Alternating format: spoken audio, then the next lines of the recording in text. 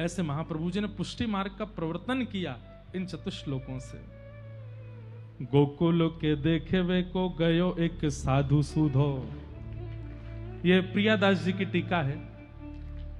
भक्तमाल जी में एक छप्पे नाभा जी का, और फिर टीका श्री प्रियादास जी, राधा रमणीय वैष्णव हुए प्रियादास जी महाराज, उनकी टीका है। वे क्या कह रहे हैं? गोकुल में देखे वे को गयो एक साधु सूधो, गोकुल मगन भयो रीति कछु न्यारी, छोकर के वृक्ष पे बटुआ जो लाए, दियो कियो जाए दर्शन सुख भयो भारी। देखे आई नहीं प्रभु फेरी आप पास आयो, चिंता सो में लीन देख कही जानी हारी। वैसे स्वरूप कहे गए साधु बोलो, आनी लाजिए पिछानी कयो सेवा नित धारिये। गोकुल में श्रीमन महाप्रभु जी विराजमान हैं, वल्लभाचार्य जी, और तभी एक सीधा साधु गया दर्शन करने के लिए।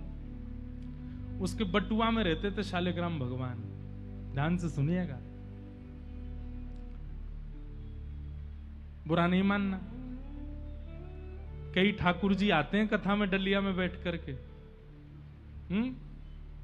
वो लोग ध्यान से सुनिएगा। तो एक महापुरुष गए वल्लभाचार्य जी का दर्शन करने, और बटुआ में ले गए शालिग्राम भगवान। यमुना जी में स्नान करने के बाद बाहर देखा एक सुंदर वृक्ष है, उसके नीचे खूब सारी छांव थी। मन में विचार किए कि अब ठाकुर जी को लिए कहां कहां डोलेंगे।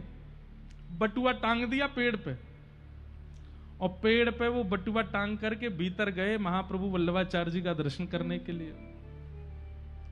महाप्रभु जी के सामने जाकर के सब अपनी विधि बताने लगे। सुबह उठ करके शालिग्राम भगवान को स्नान कराता हूं, सेवा करता हूं, चंदन आदि लगाता हूं, उन्हीं को भोग पधराता हूं, संगी रहते हैं, तुलसी अर्पण सब बताते। महाप्रभु जी हाँ हाँ करते गए। ठीक, अच्छा कहाँ है?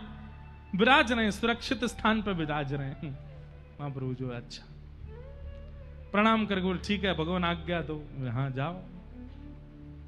बाहर जैसे ही गए तो बटुआ गायब वहां से, जिसमें शालिग्राम भगवान धरे थे। तो चारों तरफ पेड़ के घूम घूम के देखें, ऊपर देखें, नीचे देखें, पत्ता ने उठा उठा के देखें, ठाकुर जी गायब हो गए। रुदन करने लगे। इतने में महाप्रभु जी बाहर अटारी पर खड़े। महाप्रभु जी बोले अरे भैया तुम रोकाए को रहे हो?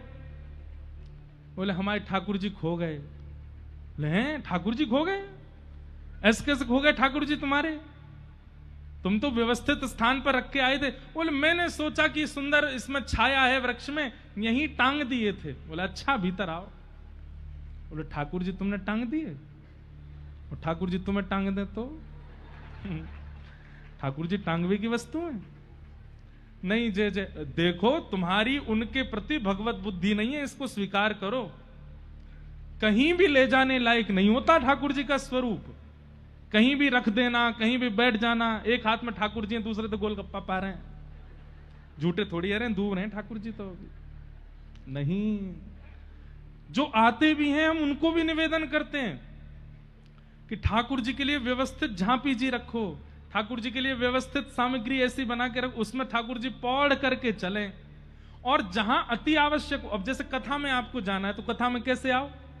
अपने लाल जी से कहो हे लाल जी हृदय पर आसन बिछा करके बैठ जाओ, और हृदय में आप विराजमान होकर चलो कथा सुन के आते हैं। ले आओ ठाकुर जी को, मानसी भाव से ले आओ। बात यह होनी चाहिए कि मैं ठाकुर जी के बिना नहीं रह सकता, ठाकुर जी मेरे बिना नहीं चलते आदि ये सब भाव ठीक नहीं। मैं नहीं रह सकता इनके बिना, तो स्वयं भी चना चनोरी पे ही रहिए। जब ठाकुर जी को भी बादाम चना चनोरी दिए तो वो आप भी वैसे ही रहो। महाप्रभु जी बोले अच्छा चलो अब जाओ, बाहर जाके दोबारा देखो। बाहर गया तो उसने जाकर के देखा। अच्छा वो अंदर कहने लगा नहीं नहीं मैं सेवा तो बड़ी निष्ठा से करता हूं, आप कभी बैठ के देखेंगे तो आप भी आनंदित हो जाएंगे। वो तो आज गलती से खो गए ठाकुर जी। महाप्रभु जी बोले अब जाओ मिल जाएंगे। वापस लौट करके बाहर आया तो उसका जैसे कम से कम 1000 बटुआ टंग रहे थे, एक ही पेड़ पे 1000 बटुआ। महाप्रभु जी खड़े हो गए द्वार पे आके। अब वो देख करके घबरा गया। महाप्रभु जी बोले तुम बड़े आनंद से सेवा करते हो ना, ढूंढ लो तुम्हारे कौन से। तुम तो कह रहे थे कि तुम ऐसा करते हो ऐसा करते हो, अब तुम्हारे हैं तो मिल जाएंगे तुमको। चरणों में आकर के उसने स्वीकार किया कि नहीं भगवान सेवा का कोई भी गुण मेरे अंदर नहीं है, मैं तो अबोध हूं, मैं तो ऐसा हूं, ये तो मेरे से अपराध बन गया। महाप्रभु जी बोले आज के बाद ये शालिग्राम भगवान हो, चाहे नवनीत प्रियालाल जी हो, चाहे ठाकुर जी का कोई भी स्वरूप हो, उनकी मर्यादा, उनके स्वरूप और उनकी गरिमा के अनुकूल ही सेवा करनी है। हमारे लाल जी उत्सव में विशेष भोग पधराते हैं, हम पता है किस लिए? अब यहां कथा सुनने इसके लिए भी भोग पधराते हैं। क्यों? ठाकुर जी आज थोड़ा आपके शयन में विलंब होगा, इसलिए एक एक्स्ट्रा भोग, 9 भोग लगते हैं। फिर वैसे तो 8 भोग हैं, लेकिन जब ठाकुर जी के समय में परिवर्तन उत्सव की वजह से हो रहा है, तो ठाकुर जी के फिर विशेष भोग धराया जाता है कि ठाकुर जी श्रम भोग, आपको श्रम हुआ उसके लिए एक विशेष भोग और पधरा रहे। महाप्रभु जी ने उन्हें ज्ञान प्रदान किया और कहा कि भैया सेवा ऐसे ही मनचली मनमुखी नहीं होनी चाहिए। खुल गई आंखें अभी लाके पहचान कीजे, दीजे जो बताए मोहि पाऊं निज रूप है। कहीं जावो वही ठोर देखो प्रेम लेखो ही, लिए भाव सेवा करो मारन अनूप है। देखी के मगन भयो लय और धारी हरि, नैन भरी आए जानो भक्ति को स्वरूप है।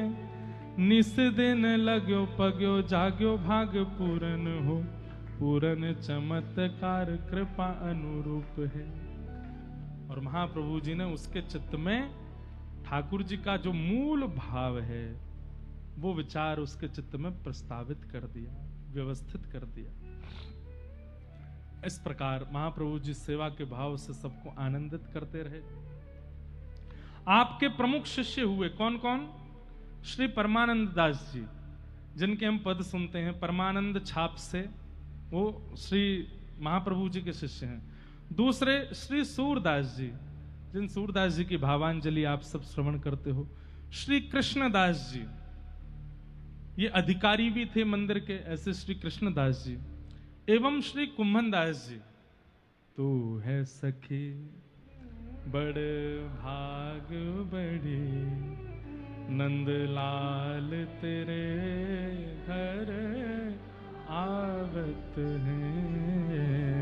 तू है सखी बड़ भाग बड़ी, नंदलाल तेरे घर। इस पद की रचना किसने की है? श्री कुम्भन दास जी महाराज ने। और ये श्री कुम्भन दास जी महाप्रभु श्री वल्लभाचार्य जी के शिष्य हैं। तो अष्ट सखाओं में श्री परमानंदी, सूरदास जी, कृष्णदास जी और श्री कुम्भन दास जी, ऐसे महाप्रभु जी के ये सब शिष्य हुए। आपके एक अद्भुत शिष्य हुए गिरिराज जी में, उनका नाम था अवधूत दास जी। क्या नाम था? ये श्री अवधूत दास जी, इनकी स्थिति को महाप्रभु जी पहचान गए थे और ऐसी आज्ञा दे दी जो आज्ञा सुनकर के सबके चित्त में संशय उत्पन्न हो गया। महाप्रभु जी ने अवधूत दास जी को देख करके उनकी चित्त वृत्ति को समझ लिया और आपने अपने रसोईया श्री श्रीनाथ जी के रसोईया को आज्ञा कर दी कि अवधूत दास जब जब भोग मांगे, प्रसाद मांगे, इसको दे देना। तो अवधूत दास जी बोले ठीक है। तो अवधूत दास जी गए और जाकर के प्रसाद मांगने लगे रसोई में। तो रसोईया बोले कि अभी ठाकुर जी को भोग नहीं लगो है, अभी नहीं देंगे आपको। तो आप जो है मार्ग पर व्याकुल होकर के रुदन करने लगे। महाप्रभु जी ने जब देखा तो महाप्रभु जी ने भीतर आके रसोईया से आज्ञा करी, हमने कहा था ना कि जब जब मांगे तब तब दे देना। तो उसने कहा ठाकुर जी का अभी भोग नहीं हुआ है, कैसे दे दूं? बोले कोई बात नहीं, ठाकुर जी को भोग ना भी लगा हो और ये मांग ले तो इसको दे देना। सब लोगों के चित्त में आश्चर्य हो गया, ऐसी आज्ञा क्यों कर रहे हैं? तो एक दिन महाप्रभु जी बोले इस लीला का प्रकट करना पड़ेगा। तो अवधूत दास मांग रहे थे प्रसाद, तो रसोईया ने बिना ठाकुर जी को भोग धराए अवधूत दास जी को दे दिया, लो पाओ। अवधूत दास जी प्रेम से पा लिए। रसोईया और सब मंदिर के भीतरियाओं ने जब प्रसाद ले जाकर के श्री जी बाबा के सामने पधराया तो श्रीनाथ जी अपने पेट पे हाथ फेरने लगे। बोले जय जय कहा भय हो? बोले मेरो पेट तो भर गो।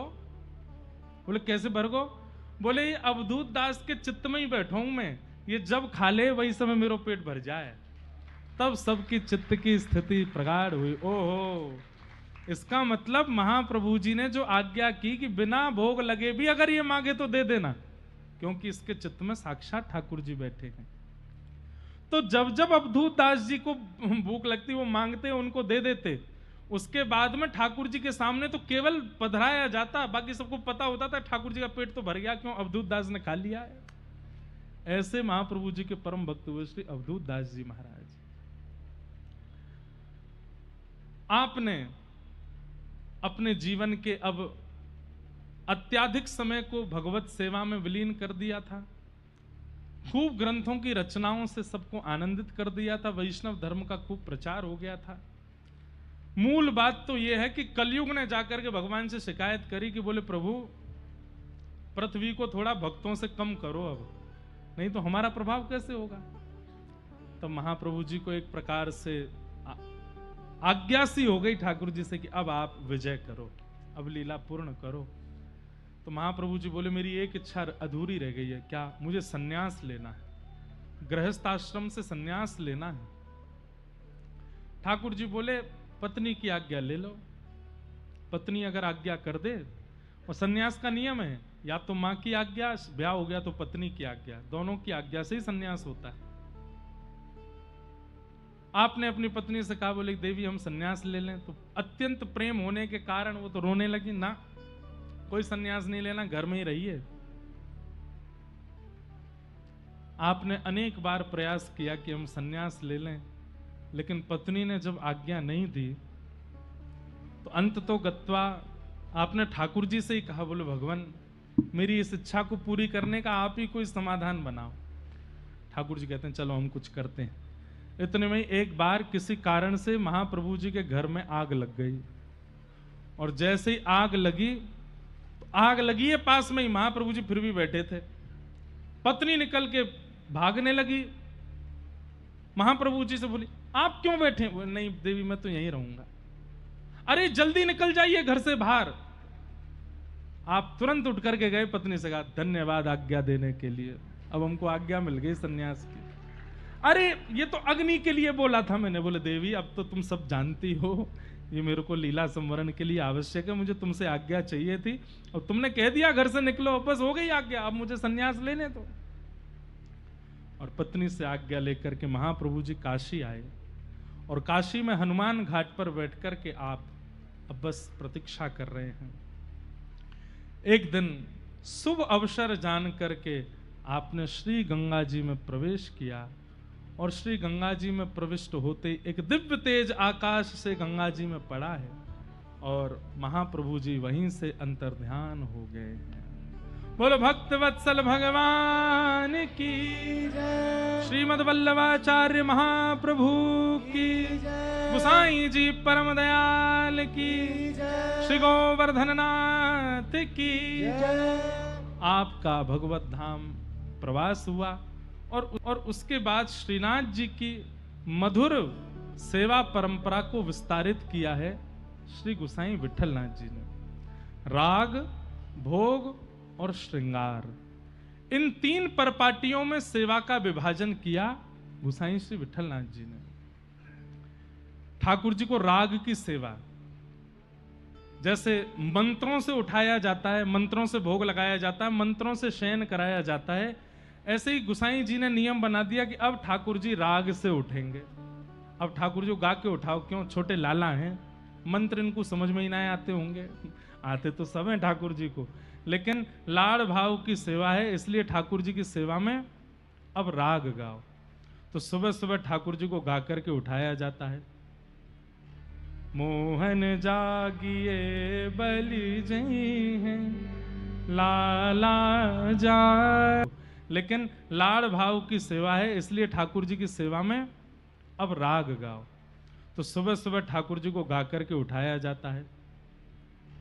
मोहन जागिए बलि जई हैं लाला जागिए बल जई।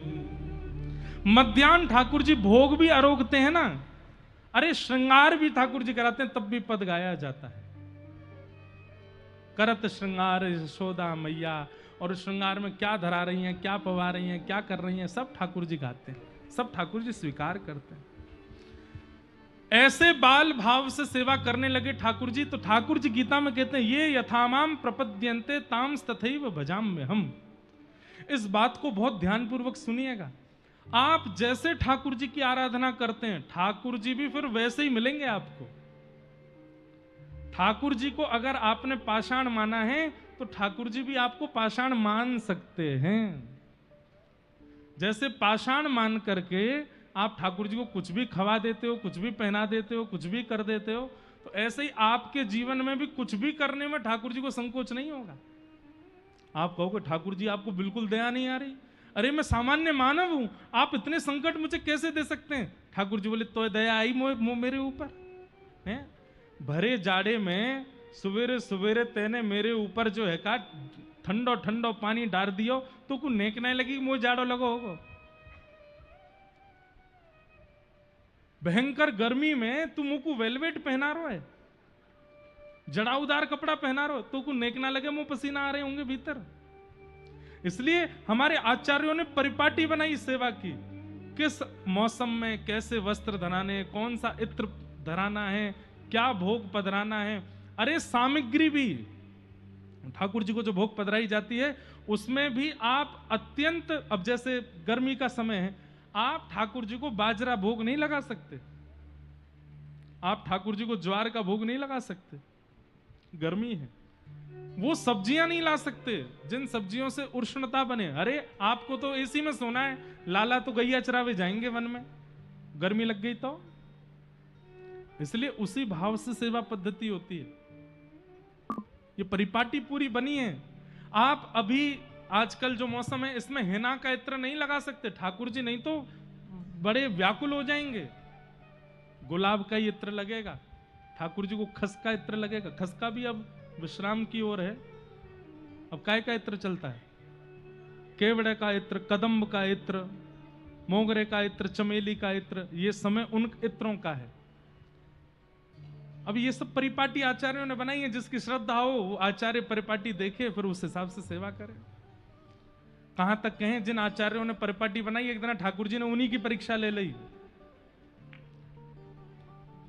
ठाकुर जी रात में शयन कर रहे थे तो गुसाई जी सामने रजाई और चद्दर लेकर के बैठे हैं। जय जय, आपकी शयन सैया पे कौन सी चद्दर बिछाऊं? श्रीनाथ जी कह रहे हैं जय वाली नहीं, दूसरी नकारो। अच्छा जय वाली ना, जय वाली बनी बो वारी, बो वारी नहीं, नहीं बो वारी नहीं, जय वाली। सब रे पूरे गर्भगृह में चद्दर ही चद्दर पड़ी हैं। गुसाई जी कह रहे हैं कौन सी? इनमें तो बढ़िया ना लग रही, दूसरी बनवा जी, बढ़िया ना है। अरे जय जय, या वारी बिछा दूं जे नहीं बन के आई? बोला हाँ या लगाए दो। वो लगा देंगे, फिर वापस जाके नेक देर जैसे पौड़ेंगे, फिर थोड़ी देर बाद जे तो चुभ रही है मुंह। इतने में गुसाई जी बोले शेषनाग नहीं चुभता आपको है? वो अखंड विष जिसके कंठ में विद्यमान है उसके ऊपर आप एक हाथ की तकिया, तकिया भी नहीं है, हाथ की तकिया लगाते हो, वहां तो चद्दर नहीं है, वहां तो गद्दा नहीं, शेषनाग पे पड़ते हो, वो नहीं चुभता आपको। वैसे आपको इतना सुख देखना, और गरुड़ पर बैठ करके जब आप पूरे ब्रह्मांड में घूमते हो तब आपको कोई पीड़ा नहीं होती। ठाकुर जी नाराज हो गए। ठाकुर जी बोले पहले तो मुझको ये बताओ, तुम मुझको लाला मानो कि परमात्मा मानो? गुसाई जी बोले तो मैं लाला मानू। तो लाला मानोगे तो फिर लाला के जैसे नखरा करूंगा, और तुम पहले ही बताए तो परमात्मा मानोगे तो फिर परमात्मा के भाव से सेवा कराऊंगा। मैं तो तुम्हारी इच्छा से चल रहा हूं, मेरी इच्छा ना है। कोई चद्दर बिछाए तो मैं तो सब पे सो जाऊंगा, लेकिन आपने मुंह को लाला कहो है, या हमारे में लाला के भाव से जैसे लाला इच्छा प्रकट करे वैसी इच्छा अपनों जान के प्रकट कर रहा हूं। गुसाई जी के नेत्र सजल है, बोले जय जय क्षमा कर दो, अपराध है क्यों? अब बता तो दो कौन सी चद्दर पे सोगे? इतने में ठाकुर जी गुसाई जी की गोद में आ गए, बोले या पे सोऊंगा, गोद में ही सोऊंगा, मैं तो लाला हूं, तुम्हारे अंक ते लिपट के सोऊंगा। गुसाई जी के नेत्र सजल हो गए। अंक में भर लिया श्री जी बाबा को। और उस रात गोसाई जी अंक में लेकर के ही सोए ठाकुर जी को। रात भर ठाकुर जी अंग से लिपट करके सो रहे। ऐसा सुख गोसाई जी को श्री ठाकुर जी देते हैं। ऐसा सुख हमें कब अनुभव होगा? जब सेवा में चैतन्य बुद्धि हो जाए, ये भाव ना हो कि ये पाषाण है, ये भाव ना हो ये मूर्ति है, ये भाव ना हो कि ये कोई धातु है, ये साक्षात लाल जी हैं। इस भावना से जब आप सेवा करोगे, ठाकुर जी अनुभव कराएंगे अपना। हाँ हाँ।